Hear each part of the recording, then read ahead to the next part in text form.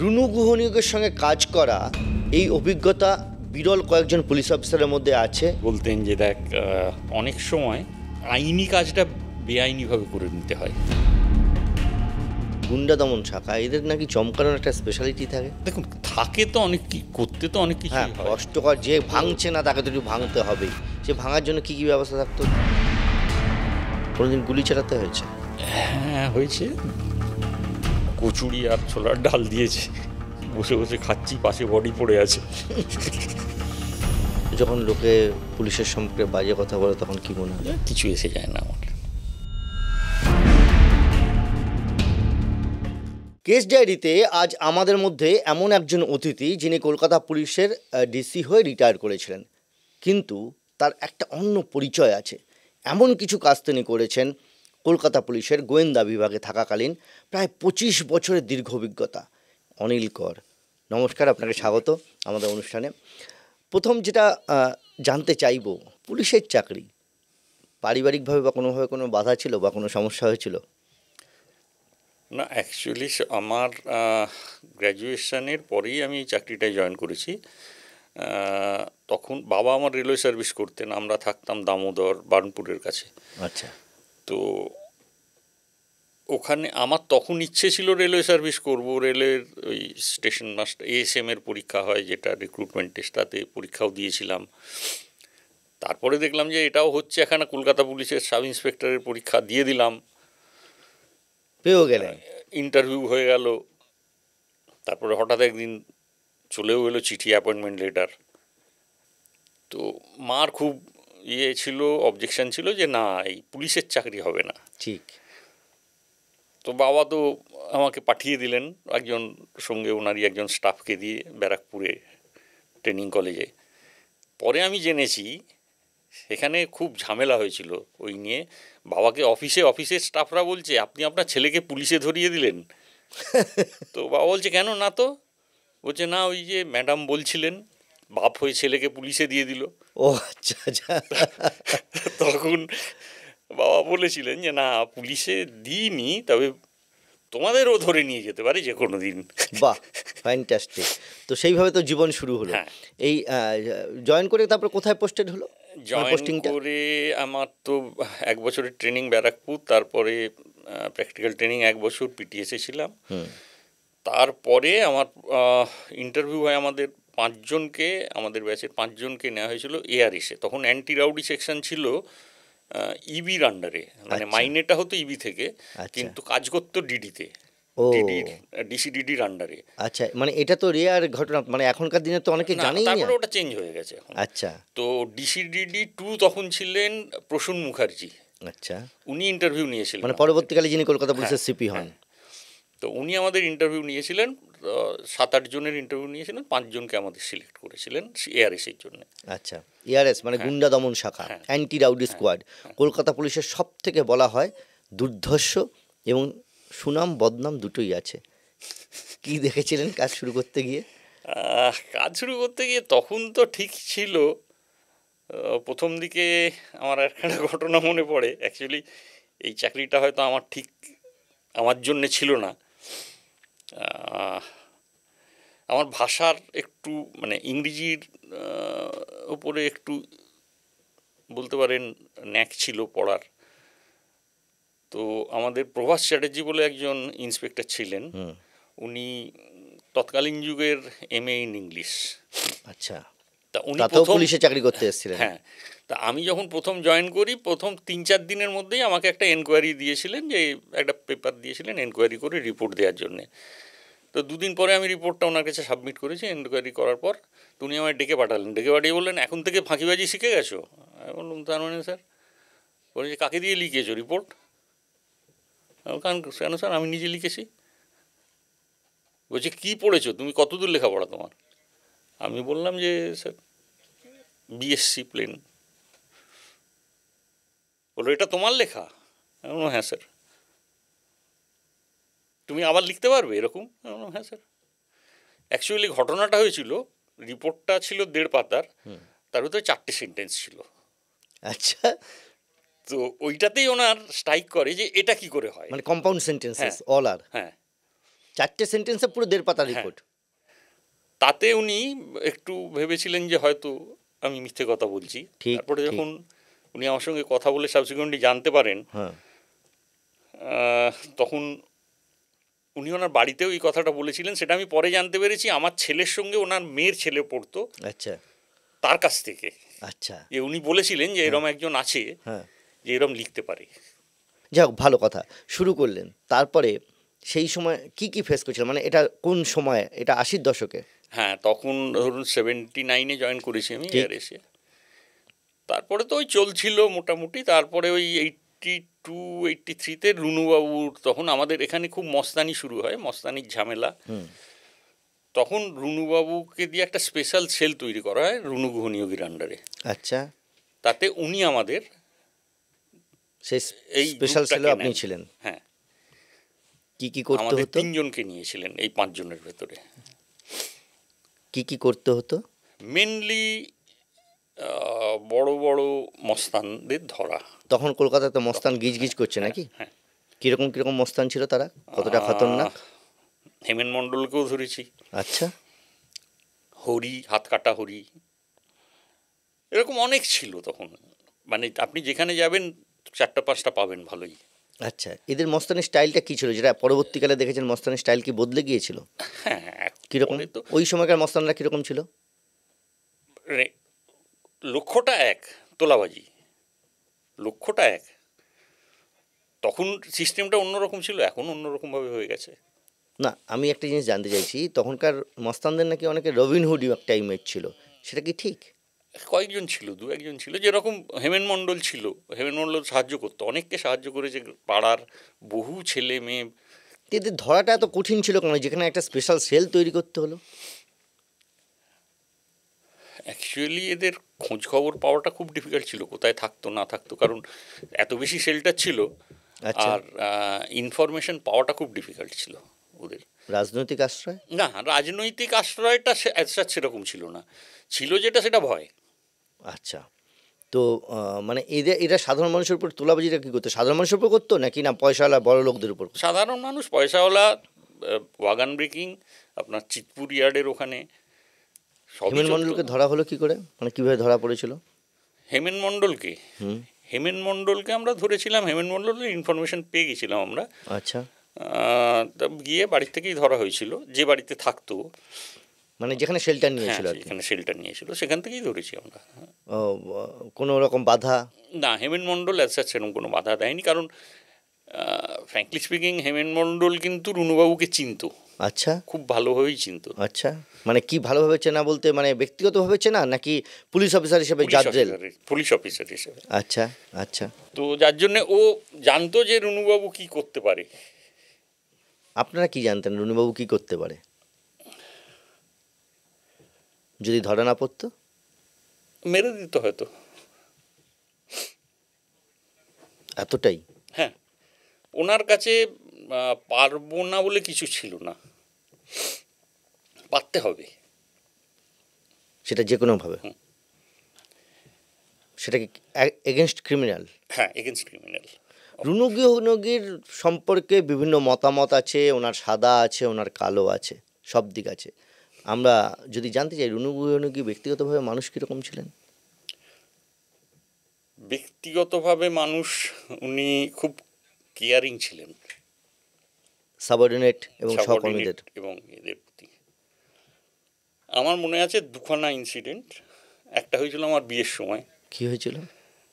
আমি 1983 সালে আমার বিয়ে হয়। আমার শ্বশুর বাড়ি হচ্ছে পাইকপাড়ায়, আচ্ছা। আমার মামার বাড়ি খিদিরপুরে।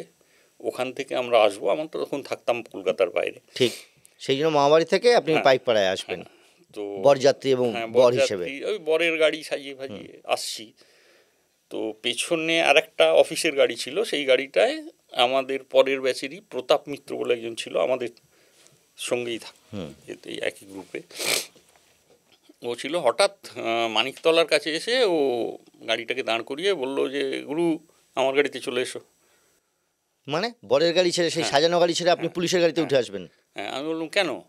বললো অর্ডার আছে, বসের অর্ডার আছে গুরু, কিছু করার নেই। মানে জোর জবরদস্তি প্রায়? না যুদ্ধ মানে হ্যাঁ ভালোভাবেই ভালোভাবেই।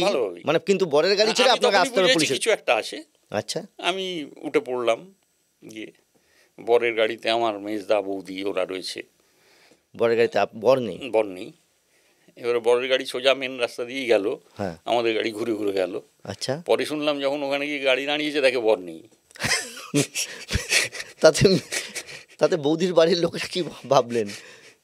তো ওরা জানতো যে কি চাকরি করি। আচ্ছা, তো এই প্ল্যানটা বলছেন কেন, মানে রুনু গুহনিগের ছিল এটা প্ল্যান, কেন ছিল?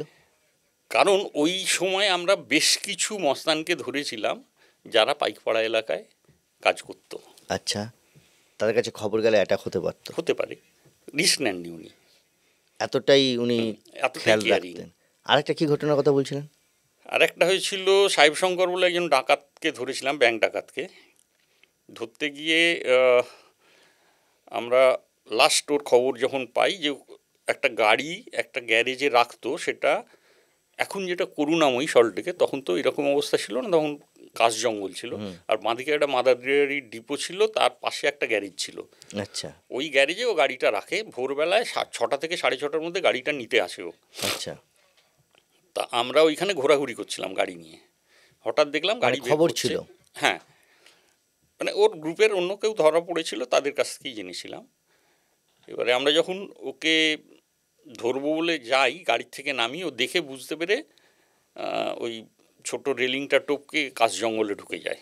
আচ্ছা, ঢুকেও দৌড়চ্ছে, ওর মাথাটা দেখতে পাচ্ছি, আমিও পেছন পেছন দৌড়চ্ছি, আমার পেছনে প্রতাপ দৌড়চ্ছে। প্রতাপ খুব মোটা কালো মতন ছিল, তো ওর স্পিডটা একটু কম ছিল, কিন্তু ওর ক্ষমতা অনেক বেশি আমার থেকে।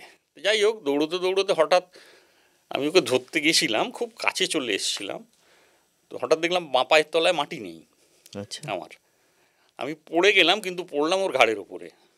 আচ্ছা, এতটা স্পিডে, মানে আপনার থ্রাস্টটা এত জোর হ্যাঁ। ছিল?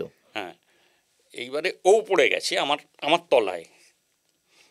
আর ওটা যেহেতু এরকম এল শেপের ছিল রাস্তাটা, আমাদের গাড়িটা নিয়ে একজন কনস্টেবল ছিল ধরমনাথ সিং, ও গাড়িটা নিয়ে ওই সোজা গিয়ে ডান দিকে টার্ন নিয়ে ও দেখছে মাথাগুলো দিয়ে, ওই দিক থেকে নেমে ও দৌড়ে আসছে।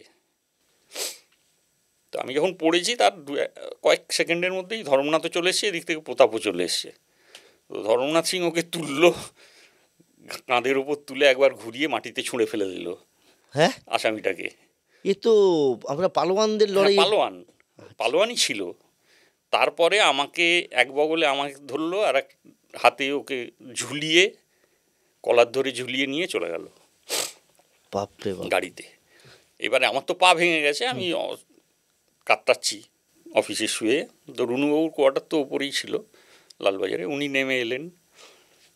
নেমে এসে তারপরে ওনার গাড়ি করে বের করে আমাকে নিয়ে গেলেন হসপিটালে। গিয়ে এক্স রে হলো, প্লাস্টার হলো, করে ফিরে এলো। ফিরে আসার পর দেখি আমি লালবাজারে একটা সাদা অ্যাম্বাসেডার গাড়ি দাঁড়িয়ে আছে, একজন কনস্টেবল রয়েছে।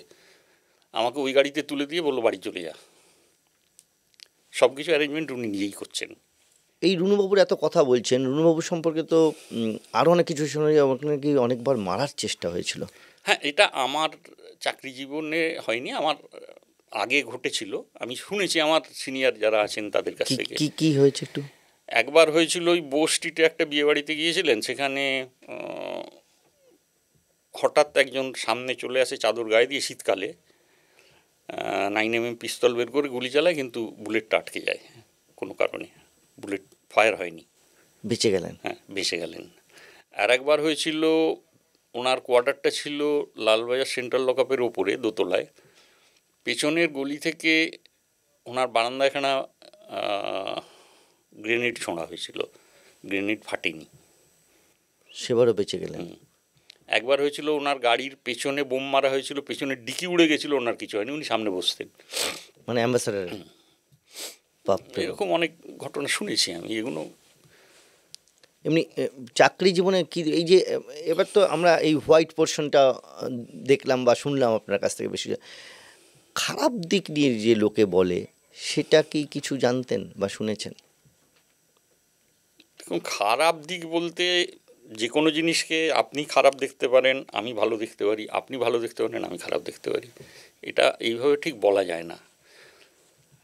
কিছু কিছু ইনসিডেন্ট আছে, যেরকম ধরুন নকশালদের নকশাল আমলে উনি যে অনেককে মেরেছেন এরকম যে কথাগুলো আছে, এটাও তো ঘটনা। নকশাল আমলে অনেক পুলিশ অফিসারকে মরতে হয়েছে।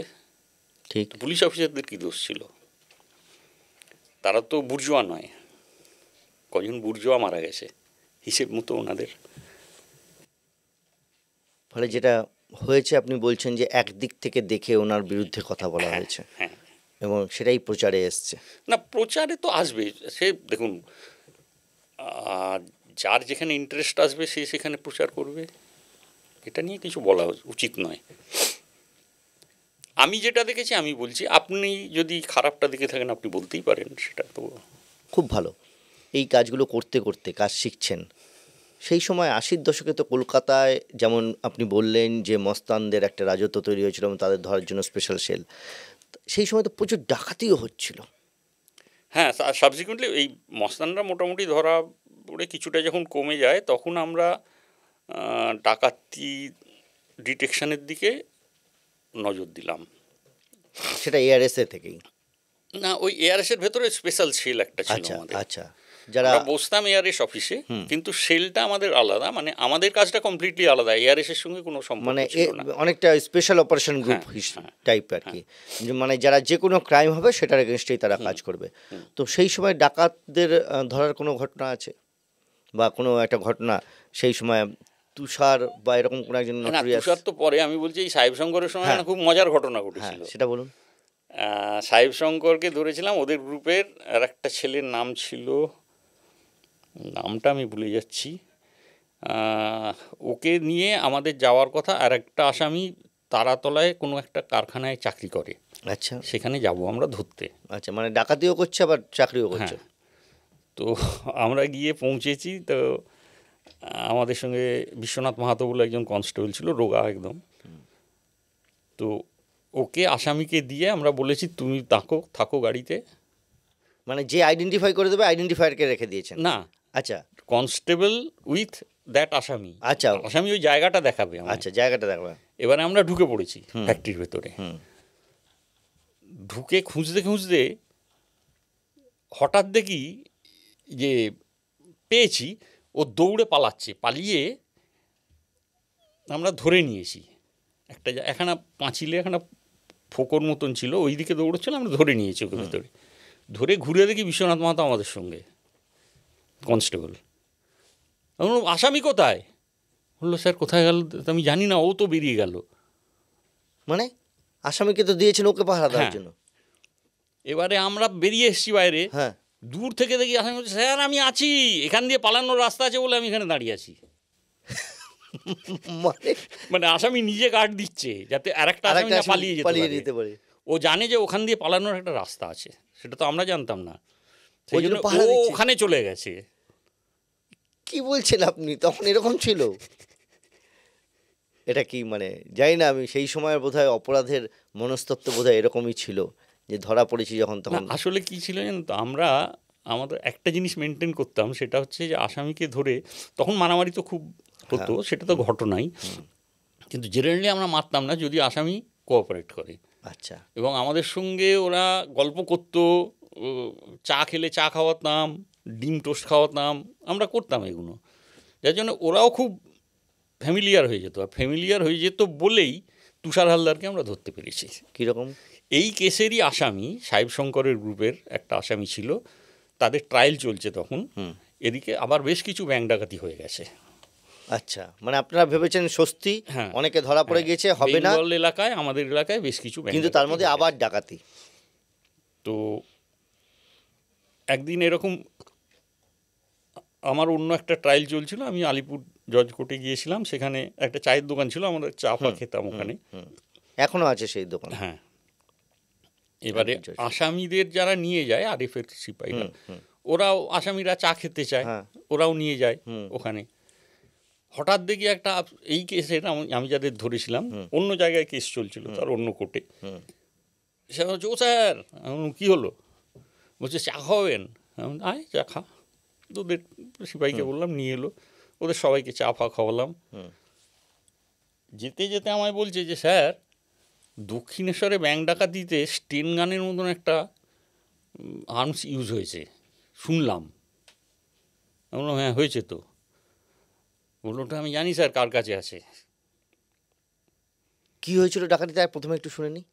ব্যাংক ডাকাতি, দক্ষিণেশ্বরে ব্যাংক ডাকাতি হয়েছিল। তাতে যে ইউজ মানে আর্মসটা ইউজ হয়েছিল কিভাবে সেটা ডাকাতিটা স্টেন হয়েছিল? গানের মতন দেখতে। হ্যাঁ, ডাকাতিটা কিভাবে হয়েছিল? মানে ঢুকে গিয়ে হ্যাঁ যেরকম ব্যাংক ডাকাতি করে আচ্ছা, নর্মাল একদম, মানে ইয়ে কাস্টমারদের কোনো রকম কিছু নয়, না কাস্টমারদের কোনো রকম অ্যাটাক নয়। না কাস্টমারদের অ্যাটাকটা তো সেটা পরে জানতে পারবো। যাই হোক ওটা তো দক্ষিণেশ্বরের আমাদের জানাও ছিল আপনাদের না, জানানো অতটা। ছিল না, আমরা জাস্ট বেসিক ইনফরমেশন।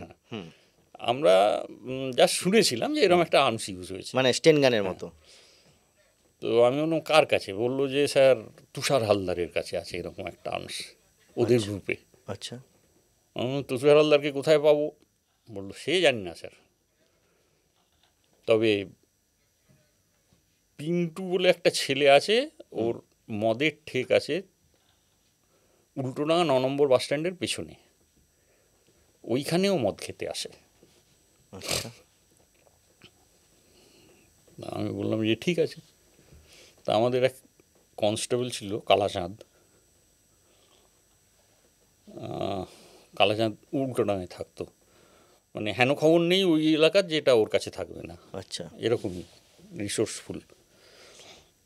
তো আমি কালাচাঁদকে বললাম যে এরকম কে আসে? বললো হ্যাঁ স্যার আসে, একটু নাকি গলায় কথা বলতো। আমি চলো গেলাম, গিয়ে পিন্টুকে তুললাম। এ বলছে কী হলো স্যার, আমি তো মদ বিক্রি করি, আমাকে আপনারা কেন তুলছেন? তখনকার ক্রিমিনালরা আবার এটা জানতো কে কাকে তুলবে। হ্যাঁ, তা আমি বললাম যে তোকে তুলেছি, তোর কাছে কেউ আসে ঠাসে এরকম তুষার হালদার নাম? বললাম তো মেরে ফেলবে স্যার আমাকে আমি যদি বলি। আমি কী হয়েছে বল? বললো স্যার তুষার হালদার কোথায় থাকে আমি জানি না, তুষার হালদার আসে আমার কাছে, ওর সঙ্গে আরেকটা ছেলে আসে মেজকা বলে, ওকে আমি চিনি, ও থাকে মধ্যমগ্রামের ওই দিকে। ও কিন্তু স্যার এসে মদ খাওয়ার সময় কিছুদিন আগেও আমাকে বান্ডিল থেকে নোট দিয়েছে।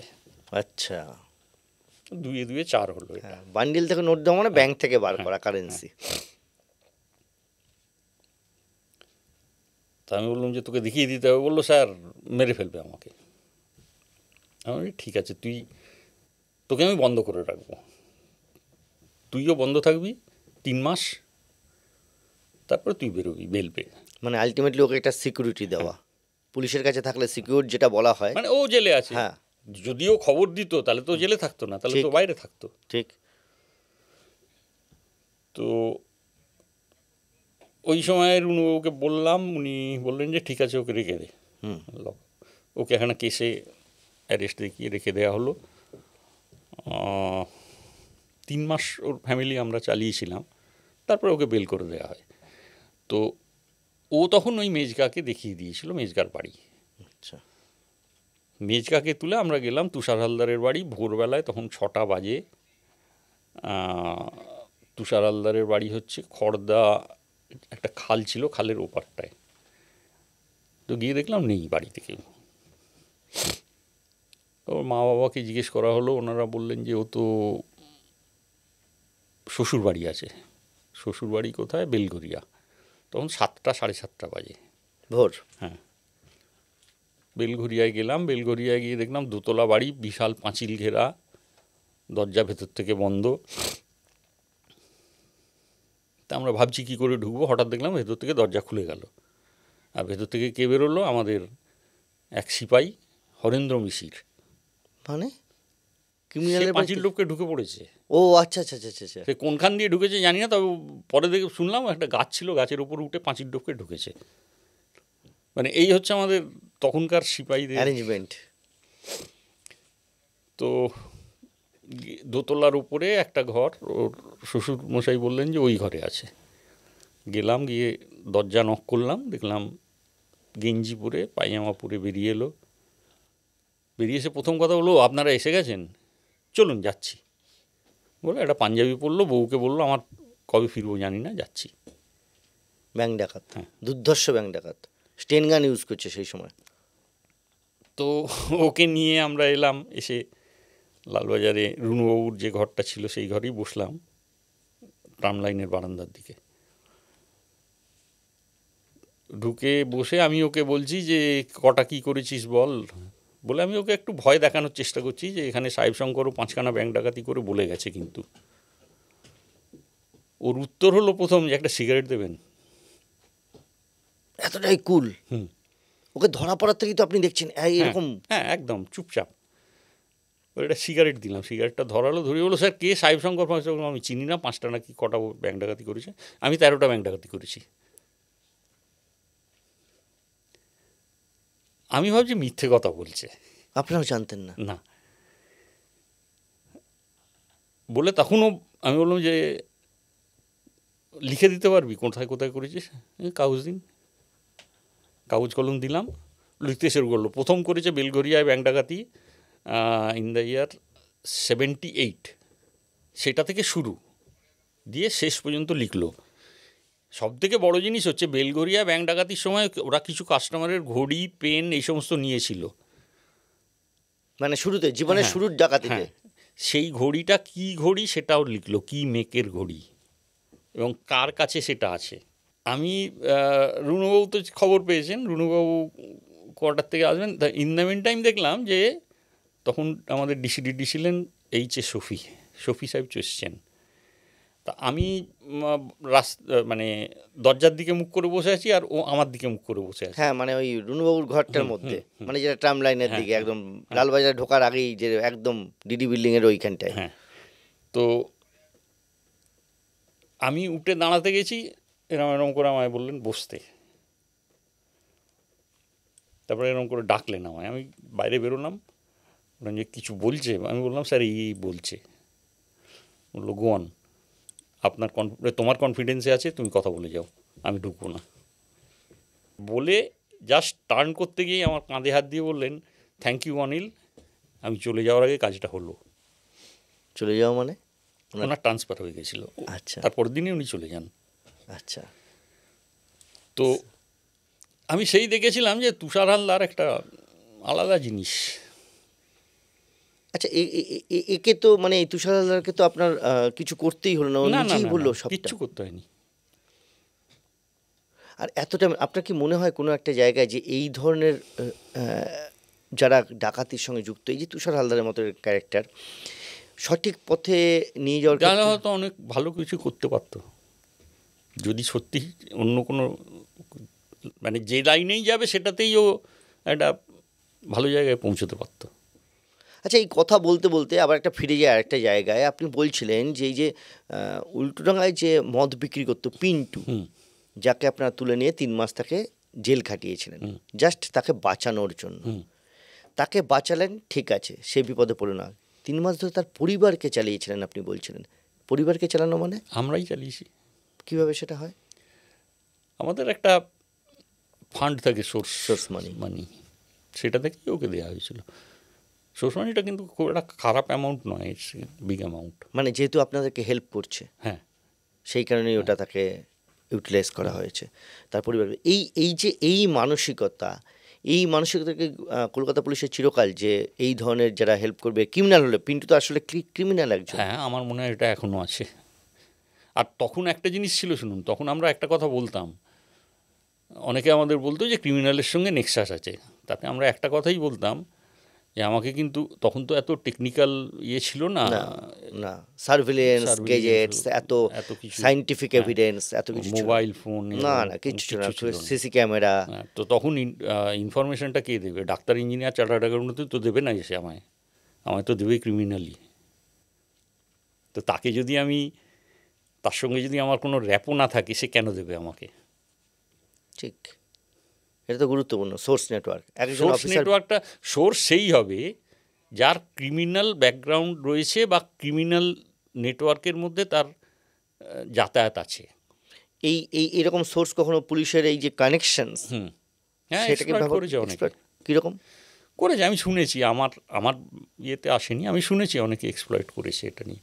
অনেক সময় নাকি 2 পুলিশ অফিসারের রেষারেষিতে একজনের সোর্স আরেকজন ধরে ফেলতে, এরকম ঘটনা ঘটেছে। দেখুন, সেটা খুব রেয়ার। তবে রুনুবাবুর একটা কথা আমার মনে আছে এখনও, যে সোর্স যদি বলে দেয় যে তুমি অমুক অফিসারের সোর্স, তাহলে সে সোর্স নয়। আর কি কি শিখেছিলেন এই সোর্স সম্পর্কে অনুভবের কাছে? অনেক কিছু, যাই হোক জানুন, সেগুলো একটা দুটো উদাহরণ তো বলুন। তার ভিতরে আর একটা কথা উনি বলতেন যে দেখ, পুলিশের কাজ যদি ঠিকঠাক করতে হয় তাহলে অনেক সময় আইনি কাজটা বেআইনিভাবে করে নিতে হয়। কীরকম কথাটা, হিসেবটা তাই আর কি। আপনার কীরকম? একটা আইনি কাজ করতে যাচ্ছেন, সেখানে আপনি গিয়ে একটা জায়গায় আটকে গেছেন, একটু বেআইনি রাস্তায় গিয়ে সেই জায়গাটায় আসতে হবে আপনাকে। সেই বেআইনি রাস্তাটা আপনি ডিক্লেয়ার করবেন না, কিন্তু আপনি জায়গাটায় পৌঁছে যাবেন। আজ পর্যন্ত কোনো ডিক্লেয়ার করেননি? যেরকম ধরুন, আপনাকে আমি একটা কথা বলছি, একটা কেসের ইনভেস্টিগেশন করতে গিয়ে আপনি পার্টিকুলার একটা জায়গাতে মেলাতে পাচ্ছেন না, কারণ ইনভেস্টিগেশনটা কি, ইনভেস্টিগেশনটা হচ্ছে একটা চেন দিয়ে আটকাতে হবে, chain of evidence. Chain of evidences. এই চেন একটা জায়গায় আপনার খুলে রয়েছে, সেটা পাচ্ছেন না। সেটা করতে গেলে আপনাকে হয়তো একটু বেআইনি রাস্তা দিয়ে করতে হবে। এটা কি হয় আমি বলছি যে, মানে ধরুন একটা উইটনেস আপনি পাচ্ছেন না আচ্ছা। একটা জায়গার, সেই উইটনেসকে পেতে গেলে আপনাকে কাউকে একটু চমকাতে হবে, আপনি চমকে সেখানে উইটনেসটাকে নিয়ে এলেন। আচ্ছা, এই চমকানোর কথা বলছেন। এইটা তো আপনার কাজ নয়। ঠিক, চমকানোটা কিন্তু তো পুলিশের কাজ আপনি না। জেনুইন উইটনেসকেই আনছেন, হুম, কোনো ফলস উইটনেস আনছেন না। কিন্তু একটু চমকাতে হ্যাঁ, হলো। সে ভয় পাচ্ছে, সে আসবে না আপনার কাছে। ঠিক। এই যে চমকানোর কথা বললেন, কলকাতা পুলিশের গুন্ডা দমন শাখা, এদের নাকি চমকানোর একটা স্পেশালিটি থাকে। তা এরকম কোনো ব্যাপার নেই। সঙ্গে সঙ্গে আপনি আপনার আপনার জায়গায় ফিরে যান, না? দেখুন, এগুলো সেরম কোনো ব্যাপার হয় না, যেটা অনেক সময় ওই সিনেমা ফিনেমাতে অনেক কিছু হয়। আচ্ছা, বাস্তবে তা হয় না। বাস্তবে ওটা হয় না। আচ্ছা, এই লালবাজারের এই যে সেন্ট্রাল লকআপ, এই যে মারধর, একটু ভালো মতন যেমন ডিম পাউরুটি খাওয়ানোর কথা বলছেন, চা খাওয়ানো, সিগারেট খাওয়ানোর কথা বলছেন, সেরকম মাঝে মধ্যে তো অন্য কিছুও খাওয়ানো হতো। সেই খাওয়ানোটা কীরকম হতো? আপনি করেননি, অন্য দু না একজন, না, মানে নাম বলতে হবে না। সেরম কোনো ইয়ে নেই। কীরকম হতো? দেখুন, থাকে তো অনেক, করতে তো অনেক হ্যাঁ, কিছুই হয়। কষ্টকর, যে ভাঙছে না তাকে তো একটু ভাঙতে হবেই। সে ভাঙার জন্য কী কী ব্যবস্থা থাকতো শুনেছি, নাকি বস্তায় মুড়িয়ে নাকি? না না না না, ও সমস্ত গল্প বলে লাভ নেই। আচ্ছা, রাবারের রড, সব গল্প বলে লাভ নেই। পরিষ্কার একটা স্ট্রেসের ভেতরে রাখা হয় ওদের। আচ্ছা, প্রচণ্ড একটা স্ট্রেস, ফিজিক্যাল স্ট্রেসও হয় তাতে। ঝুলিয়ে টুলিয়ে অল্প? না, সেরম ঝোলানোর তো দরকার হয় না। আচ্ছা, স্ট্রেস এমনি ঝুলে বসেও যায়? দেওয়া যায়। আচ্ছা, বসিয়েও দেওয়া যায়। কীরকম ভাবে? সে ঠিক না, আছে, ছেড়ে দিন না, সেটা না হয় নাই বললাম। আচ্ছা আচ্ছা, না ঠিকই, নিশ্চয়ই অনেক রকম নিয়ে, একদম নিজস্ব টেকনিক্যাল ব্যাপার সবসময় তো বলাও যায় না, এটা উচিতও না। ঠিকই। আচ্ছা, এই তুষারকে ধরা পড়ার পর সেই সময় আরেকজন কোনো বিখ্যাত পরিবারের কেউ একজন হ্যাঁ, এসে- অমিত ঘোষাল ওদের গ্রুপের আরেকজন, যে মানে হেড ছিল, মেন যে, ওরা দুজন মিলেই চালাতো গ্রুপটা। আচ্ছা, চেঞ্জ হতো, বাকিরা চেঞ্জ হতো। ও টিম চেঞ্জ করে দিত প্রত্যেকটা ডাকাতিতে? না না, আলাদা? প্রত্যেকটা ডাকাতিতে নয়, হয়তো কয়েকজন এই কমন থাকতো? দুটো ডাকাতিতে এরা, তারপরে একটা নতুন কেউ ঢুকলো, সে আবার বাদ চলে গেল, আবার এরা চলে এলো, এইভাবে ঘুরিয়ে ফিরিয়ে। কিন্তু এই দুজন কমন থাকছিল। এ অমিত ঘোষাল থাকতো বেলঘরিয়ায়, ওর বাবা এতে চাকরি করতেন, ফরেন সার্ভিসে। মানে Indian foreign Indian foreign service. IFS officer? IFS ছিলেন না, আমি ঠিক বলতে পারবো না আইএফএস ছিলেন কি না, আমার ঠিক মনে পড়ছে না। হতে পারে আইএফএসও, না আইএফএস ছিলেন না, কিন্তু ফরেন সার্ভিসে হ্যাঁ, ভালো ফরেন র্যাঙ্কে সার্ভিসে কাজ করতেন। তো ও জন্মেছিল বোধহয় ইউকেতে, খুব সম্ভবত 2-3 বছর ওখানেই ছিল। তারপরে ওর বাবা এখানে চলে আসেন। 7 বছর বয়স পর্যন্ত ছিল, হ্যাঁ, 7 আচ্ছা, ইয়ার্স। মানে ইংল্যান্ডে জন্ম, হ্যাঁ 7 বছর ধরে সেখানে ছিল, তারপর এখানে এসে ব্যাংক ডাকাত কীভাবে হ্যাঁ, হলো? তারপরে ব্যাংক ডাকাত না, তারপরে ও খুনও করেছে অনেক। আচ্ছা, তার ভেতরে একটা খুন করেছিল দমদমে, পিকুলিয়ার। ওর মানে খুব চিন্তা করে করতো কাজগুলো।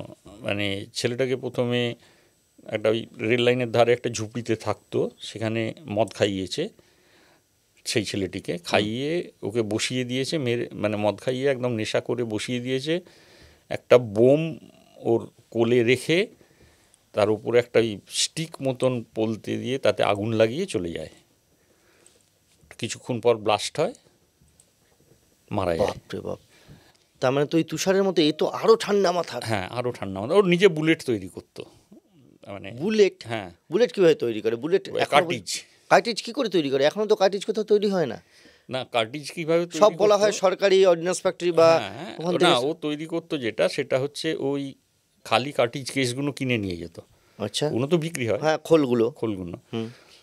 কিনে নিয়ে গিয়ে বুলেটের হেড একটা কোথাও থেকে জোগাড় করে সেইটা ওই কাদার ভেতরে শিশেগুলো দিয়ে দিয়ে গর্ত করে সেখানে শিশেগুলি জমাতো। আচ্ছা, মানে কোনো একটা বুলেট হেড হ্যাঁ, ও জোগাড় করেছিল, সেটা দিয়ে গর্ত করে করে ছাঁচটা তৈরি করেছিল, তারপর তার মধ্যে শীষে ঢালতো, হ্যাঁ, দিয়ে বুলেট ঢেলে হেডটা তৈরি করতো। বুলেট হেডটা তৈরি হলো। এবারে তুলোতে গান পাউডার তৈরি করে সেটা মিশিয়ে গান পাউডারটা কিভাবে তৈরি করতো? কেমিক্যাল ইউজ করে তুলোর মধ্যে দিয়ে? হ্যাঁ, তুলোর মধ্যে দিয়ে করে সেটাকে খুব চেপে ঢুকিয়ে খাপের মধ্যে ঢোকাতো? খাপের মধ্যে ঢুকিয়ে আর ওই বুলেট হেডটাকে ফাইলিং করে করে করে করে শেপে এনে ওইখানে চেপে ঢুকিয়ে দিত। ঢুকিয়ে সাইড থেকে ওই প্লাস দিয়ে চেপে আটকে দিত। আচ্ছা, আর রেঞ্জ খুব কম হতো। Percussion cap? পারকাশন ক্যাপ ওই এমনি ক্যাপের, বন্দুকের যে ক্যাপগুলো পাওয়া যায় তার বারুদ দিয়ে তৈরি করতো। আচ্ছা, মানে যেটা এমনি ক্যাপ, হ্যাঁ, ক্যাপ বন্দুক ফাটানো, সেটা দিয়ে পুরোটা পেছনটা ইউজ করতো। এইবারে রেঞ্জ খুব কম? রেঞ্জ খুব কম, কিন্তু কাজ যেটা হওয়া সেটা তো হয়েই যেত ওর। মানে 5-7 ফুটের মধ্যে তো? হয়তো 5 ফুটেও হতো না, হ্যাঁ। 2-3 ফিটের ভেতরে হয়তো কিলিং রেঞ্জ এসেই যেতে পারে। কিন্তু যাই হোক, সেটা তো ওকে মারতে তো হতো না, কারণ ওটা তো দেখানোর দরকার বুলেট আছে, বোঝানোর দরকার। আর যদি ফায়ার একটা করেও দেয় তার উপর দিকে, তা আওয়াজটা তোই হবে। ঠিক। বাপরে বাপ, এই মানে ইংল্যান্ডে জন্ম, সে কলকাতায় এসে তার বাবা ফরেন সার্ভিসে, এই ধরনের ক্রিমিনাল ধরা পড়লো কীভাবে? ধরা পড়লো, ওর একটা অ্যাকাউন্ট ছিল এতে শ্যামবাজারের একটা ব্যাংকে, এলাহাবাদ ব্যাংক খুব সম্ভবত। আচ্ছা, ব্যাংক ডাকাতের ব্যাংকে অ্যাকাউন্ট? ওইখানেও টাকা তুলতে এসেছিল, সেখান থেকে আমরা ধরেছি। মানে ডাকাতি করে সেই টাকা কি আবার ওখানে জমা করতো নাকি? না, সেখানে নিশ্চয়ই জমা করতো না, এমনি নিজের অ্যাকাউন্ট ছিল। তো সেখানে এসে তারপর ধরা পড়লো। তো এই অমিতকে যে জিজ্ঞাসাবাদ করলেন, তাতে অমিত এগুলো পুরোটা বললো? হ্যাঁ, আর ও খুব কুল টাইপের, হুম।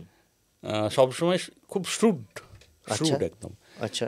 ও আমায় বলেছিল যে আমাকে ও বলেছিল এই কথাটা, যে স্যার আপনাদের মেরে ফেলতে খুব একটা সময় লাগবে না। আমি বললাম কেন, কীভাবে?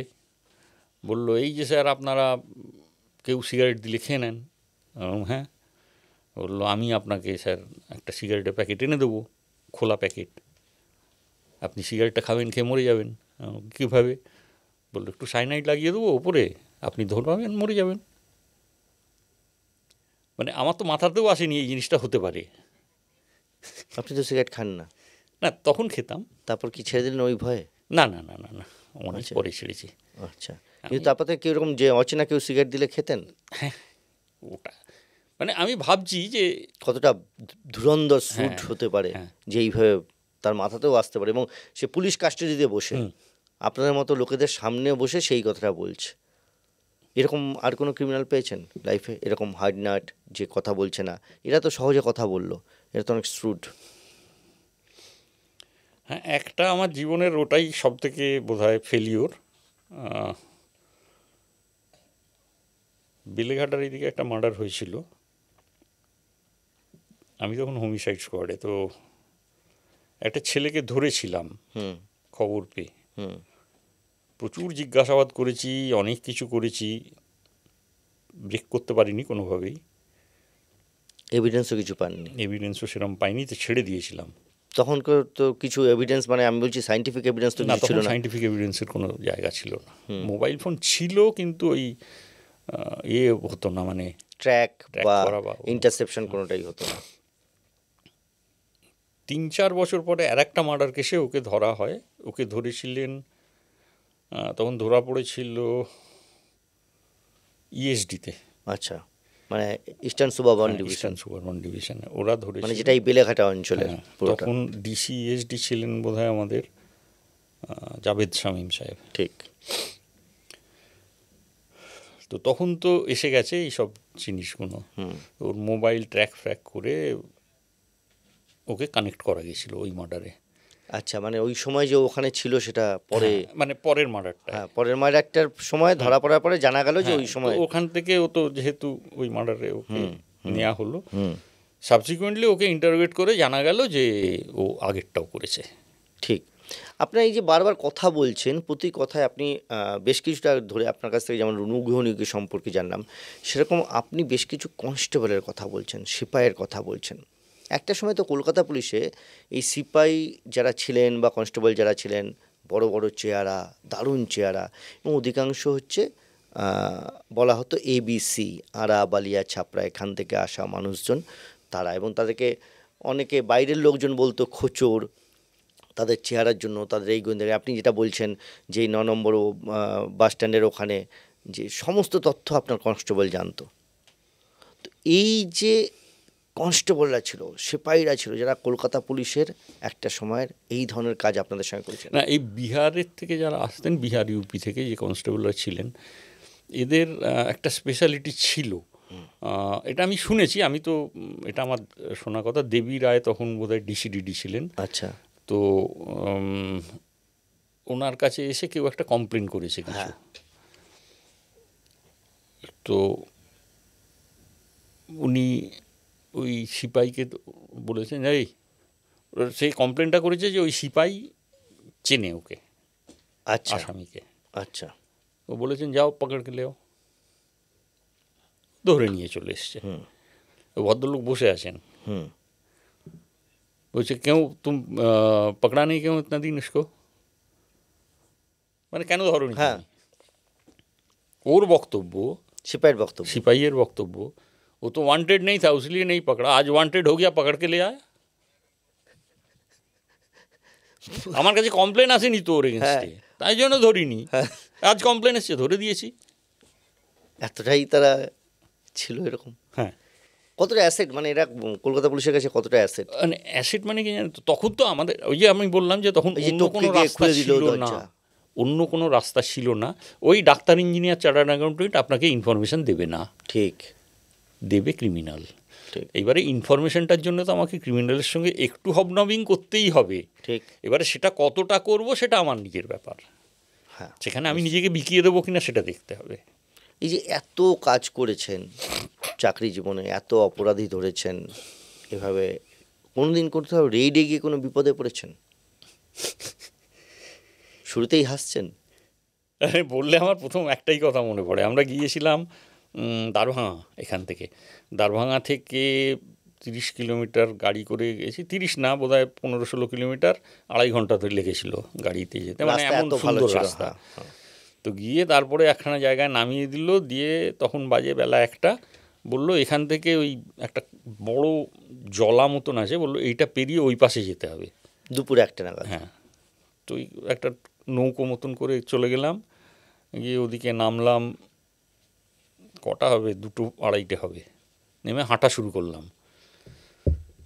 তো জায়গাটার মানে পিকিউলিয়ারিটি হচ্ছে প্লেনল্যান্ড, মাঝে মাঝে উঁচু উঁচু কিছু ঢিপি ঢিপি আছে, তার উপরে বাড়িঘর। আচ্ছা। মানে ওখানে বর্ষাকালে বন্যা হলে ওইগুলো, ওই বাড়িঘরগুলো উপরে করেছে ওই জন্যে যাতে ওই সমস্যা না হয়। হাঁটতে হাঁটতে 4:30-র সময় পৌঁছলাম একটা থানায়। আচ্ছা। থানার থেকে ফোর্স নিতে হবে, মানে প্রায় 3.5 ঘন্টা? হ্যাঁ, 3 ঘন্টা, 3.5 ঘন্টা। পৌঁছে গিয়ে থানায় দেখলাম এখানে 8চালা ঘর, বাইরে একটা চৌকিতে একজন বসে পেঁয়াজ, এই রসুন শাক কাটছে। আচ্ছা। তো আমি বললাম যে এরকম এসছি আমরা কলকাতা থেকে। বললো হ্যাঁ বলিয়ে, যে ওসির সঙ্গে দেখা করবো। বললো ওসি কো 3 দিন বাদ মিলেগা। এখন 3 দিন বাদ কেন, ছুটি? কোন সালের কথা বলছেন? 86-87 এরকম হবে। ঠিক। তো বললো যে ওসিকে 3 দিন পরে পাওয়া যাবে। আমি বললাম কেন? বলেছে যে না উনি রাউন্ডে গেছেন। আমি বললো রাউন্ডে গেলে? বললো না হেঁটে যেতে হয় তো, সাইকেল বা হেঁটে, আর এলাকা প্রায় ওই ধরুন 10 মাইল বাই 10 মাইল এরকম একটা এলাকা। মানে 20 স্কোয়ার কিলোমিটার? 20-22 স্কোয়ার? না, 100 স্কোয়ার মাইল। ও আচ্ছা আচ্ছা, 10 বাই 10। 10 বাই 10, হ্যাঁ। হ্যাঁ। আর স্ট্রেংথ কত থানার, না ওই একজন সাব ইন্সপেক্টর ওসি, দুজন এএসআই, আর বোধহয় উনি যিনি বসে কাটছিলেন উনি হচ্ছেন হেড কনস্টেবল, আর 5-6 জন সিপাহি। এই হচ্ছে স্ট্রেংথ। বাহ। গাড়ি ফাড়ি কোনো চলে না, রাস্তা ফাস্তা কিছু নেই। তা আমরা ভাবছি যে কী করবো, আমাদের সঙ্গে সোর্স আছে, বললাম ঠিক আপনারা ওয়েল ইকুইপড? মানে ওই তো আর্মস ফার্মস নিয়ে গেছি, ওই স্মল আর্মস যেগুলো থাকে। তো আমরা বললাম যে চল দেখে নিই। আমার সঙ্গে 79 ব্যাচের একজন ছিল অভ্রান্ত মজুমদার অফিসার, আর 3 জন সিপাহী। তা আমরা হাঁটা দিলাম সোর্সকে নিয়ে। বাড়ি চেনাবে সোর্স, এমন কত দূর বললো, ওই 2-2.5 কোষ। চলো, ঘন্টা প্রায় 45 মিনিট হাঁটার পর একটা ওই নদীর ধারে বাঁধের ওপর এসে বললো এইখানে নদীটা পেরোতে হবে, নৌকো আছে। খিদেও পেয়েছে প্রচুর। একটা চায়ের দোকান ছিল, মোটামুটি ওর যত বয়ামে যত বিস্কুট ছিল সব খেয়ে নিলাম আমরা, চা ফা খেয়ে আমরা এবারে উঠলাম। তা নদীতে দেখি যে লগারটা যেটা দিয়ে ঠেলবে, চালায় ঠেলে, সেটা হচ্ছে পুরো লম্বা একটা বাঁশ। আচ্ছা। আমি ভাবছি যে এত লম্বা বাঁশ দিয়ে কী করবে, ছোট্ট নদী। তারপরে দেখলাম প্রথমটা দিল, দ্বিতীয়টা দিল, 3 নম্বরে আর নিচে তল পাওয়া যাচ্ছে না। বাপ রে বাপ, এইরকম? হ্যাঁ। তো নদী পেরোলাম খুব, মানে ভয় ভয়, মনে ভয় নেই, কারণ আমি সাঁতার জানতাম না। বাহ, অসাধারণ। তো পেরিয়ে ওপাশে ট্রেনিং এ আপনাদের সাঁতার শেখানো হয় না? সাঁতার গাড়ি চালানো? সে ঠিক আছে, ছেড়ে দিন। তো মানে ওই সাঁতার জানা আর এখানে সাঁতার জানা ওটা মানে জাস্ট জানার জন্য জানা, সুইমিং পুলে জানা। তো এবারে ওখান থেকে আবার হাঁটা শুরু হলো।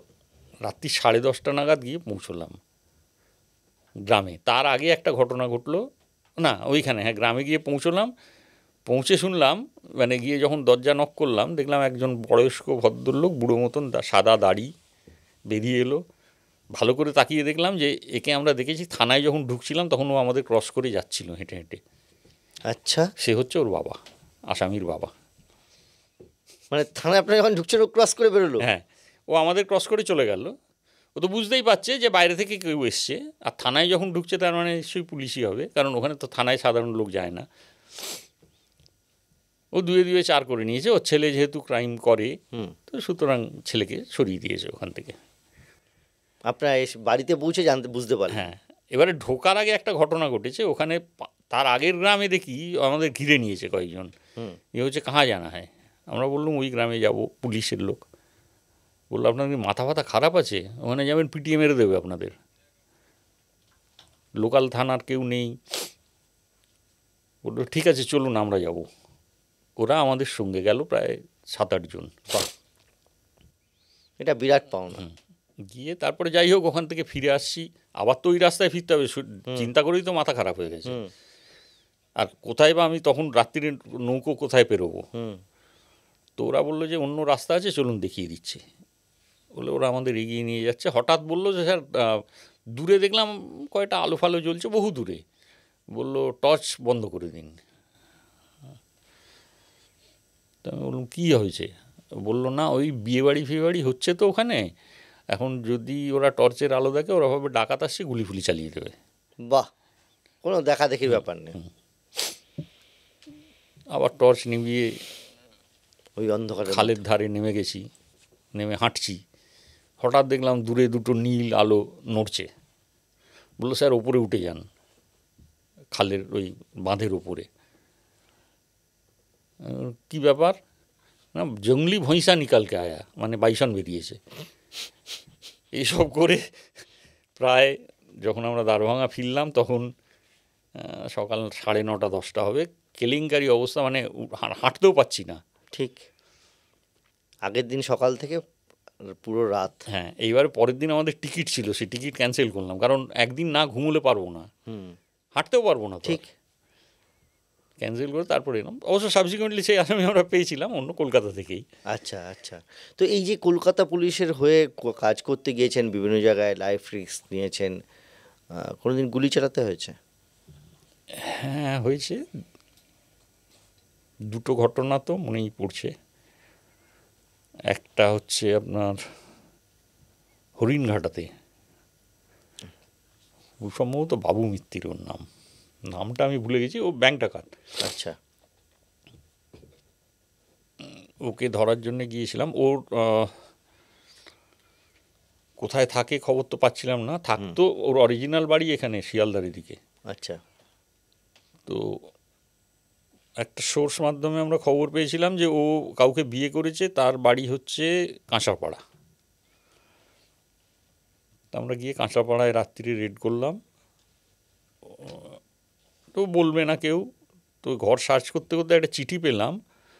ছোটো বোন বড় বোনকে লিখছে, আমাদের নতুন জামাইবাবু কীরম হলো। ভেরি মানে খুব কম দিনের চিঠিটা, মানে বোধহয় কাছাকাছি দিন 15 আগের চিঠি। এবারে যখন ধরেছি চেপে, তখন স্বীকার করলো ভদ্রমহিলা, বললেন যে হ্যাঁ আমার মেয়ে বিয়ে করেছে, ও হরিণঘাটার ওই দিকে থাকে। তো তখন ওখান থেকে বেরোই, গিয়ে বৃষ্টি ফিষ্টি হচ্ছে, গাড়ি নিয়ে কোনো রকমে এসে, তখন তো রাস্তা এত ভালো ছিল না। এবারে উনি বলছেন যে আমি কিন্তু ঠিক দূর থেকে, গাড়ি থেকে আমি চিনতে পারবো না, আমায় হেঁটে নিয়ে গেলে চিনতে পারবো। মানে এই মহিলা বলছেন? হ্যাঁ। তো আমরা গাড়ির থেকে ওনাকে নামালাম বেশ কিছুটা আগে, মানে যে জায়গাটায় উনি বললেন সেখান থেকে নেমে হাঁটা শুরু করলাম। এবারে সকাল হয়ে যাচ্ছে, সুতরাং তাড়াতাড়ি করতে হবে। আমাদের একজন সিপাই ওকে, এটা চলছে যখন কটার সময়? রাত কটা? রাত না, তখন সকাল হয়ে গেছে। আচ্ছা, প্রায় মানে ভোর হয়ে আসছে, 5টা হবে। হুম। এক সিপাই ওকে, ভদ্রমহিলাকে কাঁধে তুলে দৌড়তে শুরু করলো, আমরাও দৌড়চ্ছি। আর উনি দেখছেন, দেখে দেখে একটা ঘরকে আইডেন্টিফাই করলেন। মানে কাঁধে নিয়ে কি করে দৌড়চ্ছে? কাঁধে নিয়ে দৌড়চ্ছে, কিছু তো করার। ভদ্রমহিলা খুব একটা ভালো বড় সড়ো চেহারা নয়। আচ্ছা, যাই হোক, তবু মানে কোলে কাঁধে করে নিয়ে একজন মহিলাকে নিয়ে মানে ডাকাত খুঁজতে বেরোনো। হ্যাঁ, উপায় নেই, কারণ সকাল হয়ে গেলে তো বেরিয়ে চলে যাবে সে। আচ্ছা। দূর থেকে দেখতে পেলেই তো সে চলে যাবে। আর ওটা মিস করা মানে আমাদের আর নেক্সট ট্র্যাকটা কবে পাবো আমরা জানি না। তো গিয়ে দেখলাম একটা টিনের ঘর, ওপরে টিনের চাল, পেছনের দিকটা হচ্ছে দরমার বেড়া। ওই প্রতাপ মিত্র ছিল আমার সঙ্গে। তো আমি সামনের দিকে, আমি, হরেন্দ্র মিশির, আরও 2জন সিপাই, পেছন দিকে প্রতাপ, অসিত বেরা আর একজন সিপাই। আমরা সামনে থেকে ওই ভদ্রমহিলাকে দিকে ডাকাচ্ছি, কোনো সাড়া নেই, কিচ্ছু নেই। তো হঠাৎ পেছন থেকে একটা গুলির শব্দ পেলাম। আমি দৌড়ে গেছি কি হয়েছে দেখতে। পেছন দিকে গেছে? হ্যাঁ। দেখি প্রতাপ মানে মুখটা একদম থমকে দাঁড়িয়ে আছে, আর অসিত বেরা কনস্টেবল, সেও চুপচাপ দাঁড়িয়ে আছে, সাইডে বেরিয়েছে। মানে সরে গিয়েছে স্পট থেকে, দরজা থেকে সরে গেছে। এখন কি হলো জানলাম যেটা, যে প্রতাপ গিয়ে ওই দরজায় নক করেছে, ওটা বেড়ার দরজা। হঠাৎ অসিত বেরা প্রতাপকে ঠেলে সরিয়ে দিয়ে কিছু একটা ধরে বসে পড়েছে। অসিত বেরার মাথার উপর দিয়ে গুলি চলে গেল, দুটো পরপর। ওই একটা ব্যারেল বেরিয়েছে ওই ফাঁক দিয়ে, সেটা অসিত বেরা দেখতে পেয়েছে। মানে ওইটা যদি না দেখে, সেদিন প্রতাপ মিত্র মারা যায়।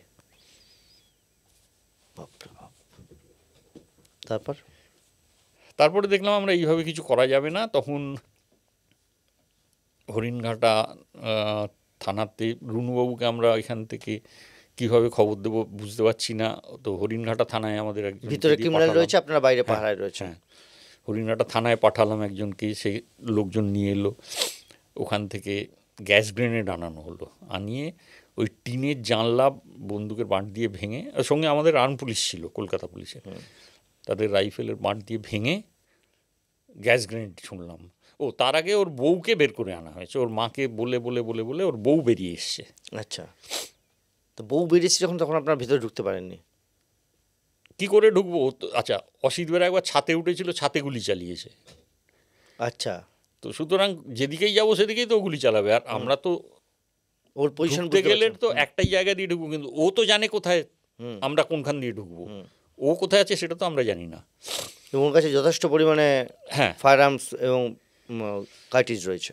তো তারপরে আমরা ওই দরজার দুদিকে দাঁড়িয়ে আছি যে ওকে তো বেরোতেই হবে এবারে গ্যাস গ্রেনেড চার্জ করলে। ও সামনের দরজাটা খুললে ফায়ার করতে করতে বেরিয়ে আসছিল, তখন আমিও চালিয়েছি, ওদিক থেকে হরেন্দ্র মিশিরও গুলি চালিয়েছে, দুজনেই কোনাকুনি গুলি লেগেছে। একটা বোধহয় মাথায়, একটা এরম জায়গায়, এই দিকে সাইডে, সামনে পড়ে যায় উপুড় হয়ে, অর্ধেকটা বডি ভেতরে, অর্ধেকটা বডি বাইরে, মানে ঘরের। হ্যাঁ। এইবারে ঘরের ভেতর ঢুকে সেই চোখে জল ফল দিয়ে, জল কাপড় রুমাল ভিজিয়ে জল ফল দিতে দিতে, কারণ আমরাও তো দেখতে পাচ্ছি না কিছু। একটা ব্রিফকেস পাওয়া গেল, তাতে 21.5 লক্ষ, 2,10,000 টাকা। বাপরে বাপ, ওই সময়? হ্যাঁ, এটা কবেকার ঘটনা বলছেন? ওই 90s কাছাকাছি।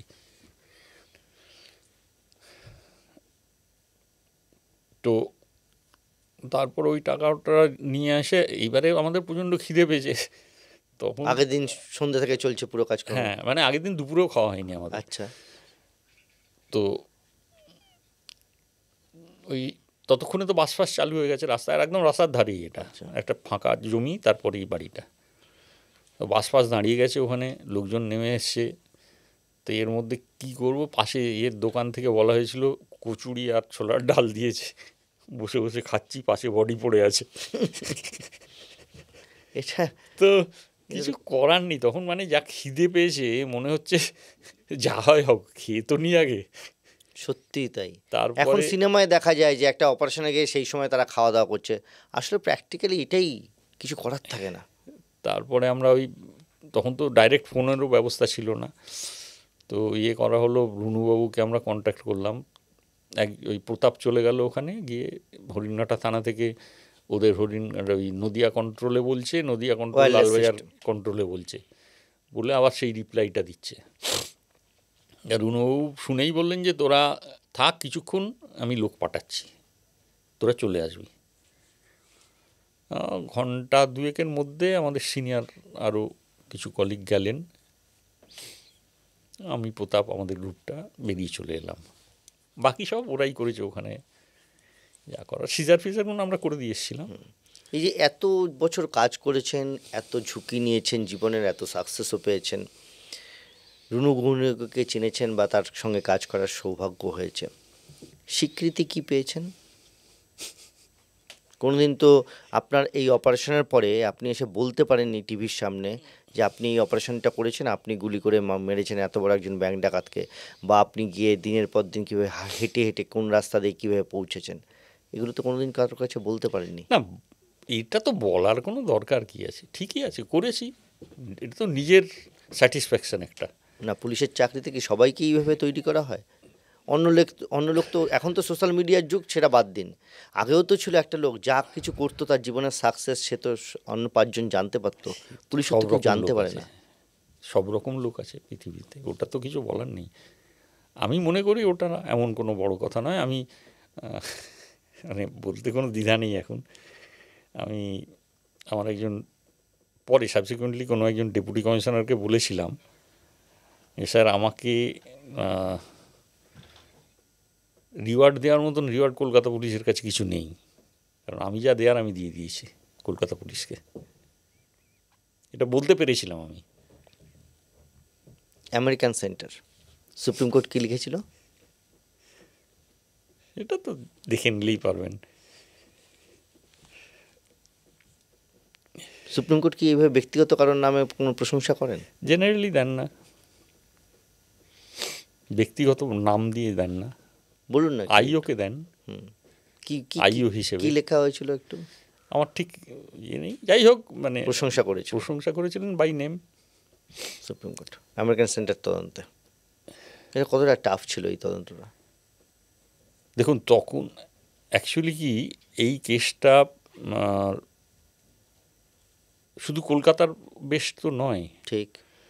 আর আইপিসিতে কেসটা হয়েছে। আইপিসিতে 90 days আপনার টাইম অ্যারেস্টের পর, তার ভেতরে আপনাকে চার্জশিট দিতে হবে, নয়তো বেল হয়ে যাবে। তো এই 90 days চার্জশিট দেওয়ার জন্যে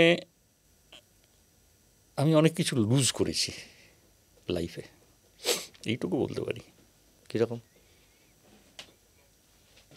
মানে আমার খুব ক্লোজ রিলেটিভ মারা গেছে, আমি যেতে পারিনি, আমি থাকতে পারিনি, তার কলকাতাতেই থাকতে পারিনি, এরকম ঘটনাও ঘটেছে। ছেলেমেয়ের কী হচ্ছে আমি জানি না, আমি পড়ে আছি অফিসে, এরকম ঘটনাও ঘটেছে।